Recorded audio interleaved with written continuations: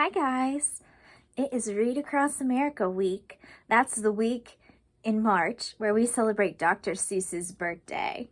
So we're going to read some Dr. Seuss stories. This is one of my favorite authors of all time.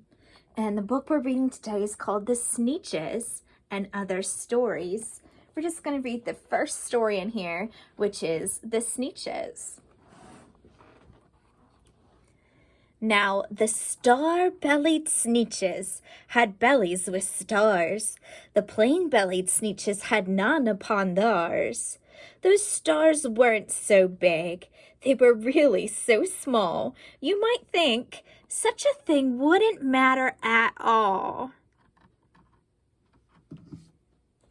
Would it matter if someone had a star? Probably not, right? But because they had stars, all the star-bellied Sneetches would brag.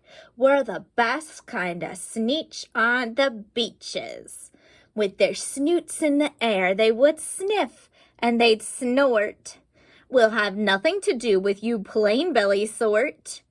And whenever they met some, when they were out walking, they'd hike right on past them without even talking. When the star-bellied children went out to play ball, could a plain belly join in the game? Not at all. You could only play if your bellies had stars, and the plain-bellied children had none upon theirs. Is that very nice? You shouldn't decide who you play with based on how they look, right? You should just play with anyone who's nice.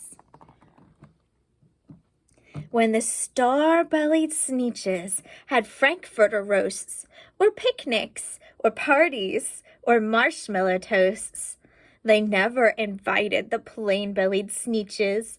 They left them out cold in the dark of the beaches. They kept them away, never let them come near, and that's how they treated them year after year.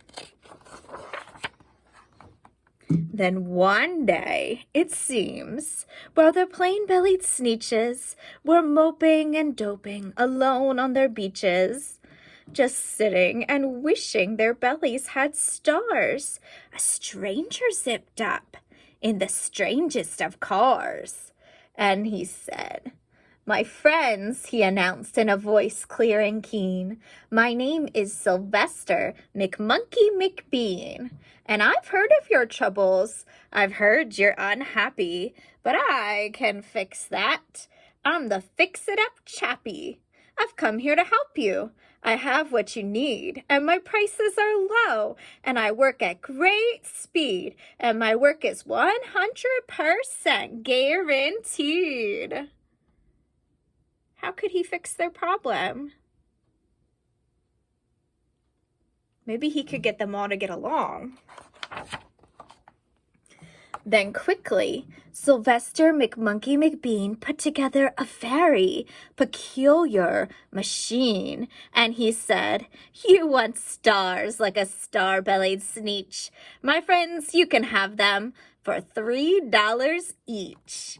Just pay me your money and hop right aboard." So they clambered inside, and the big machine roared, and it clonked, and it bonked, and it jerked, and it burked, and it bopped them around. But that thing really worked. When the plain-bellied Sneetches popped out, they had stars. They actually did. They had stars upon theirs.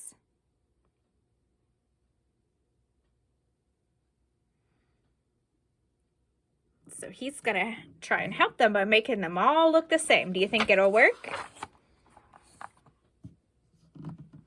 Then they yelled at the ones who had stars at the start.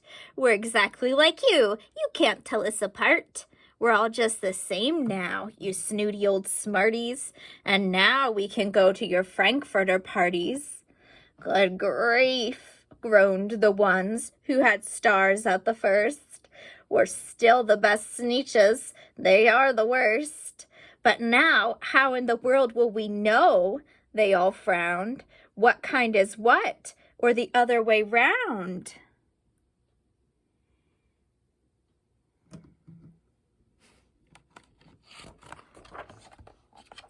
Then up came McBean with a very sly wink, and he said, "Things are not quite as bad as you think.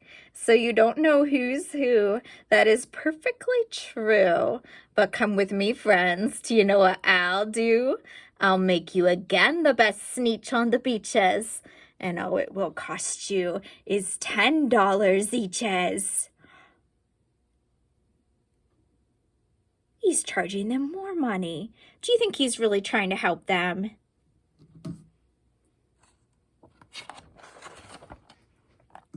"Belly stars are no longer in style," said McBean. "What you need is a trip through my star-off machine. This wondrous contraption will take off your stars so you don't look like Sneetches that have them on theirs." And that handy machine, working very precisely, removed all the stars from their tummies quite nicely. And then, with snoots in the air, they paraded about, and they opened their beaks, and they let out a shout. "We know who's who, now there isn't a doubt. The best kind of Sneetches are Sneetches without." Then, of course, those with stars all got frightfully mad. To be wearing a star now was frightfully bad. Then, of course, old Sylvester McMonkey McBean invited them into his star-off machine. Then, of course, from then on, as you probably guess, things really got into a horrible mess.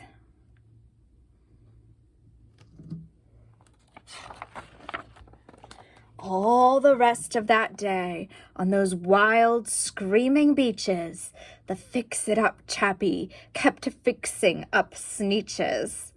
Off again, on again, in again, out again. Through the machines they raced round and about again, changing their stars every minute or two. They kept paying money, they kept running through, until neither the plane nor the star bellies knew whether this one was that one, or that one was this one, or which one was what one, or what one was who.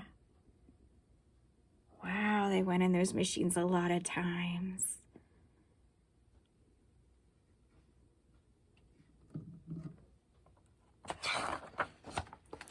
Then, when every last cent of their money was spent, the fix-it-up chappie packed up and he went.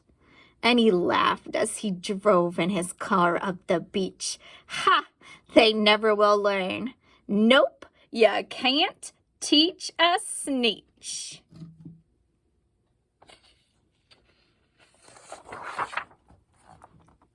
But McBean was quite wrong. I'm quite happy to say that the Sneetches got really quite smart on that day.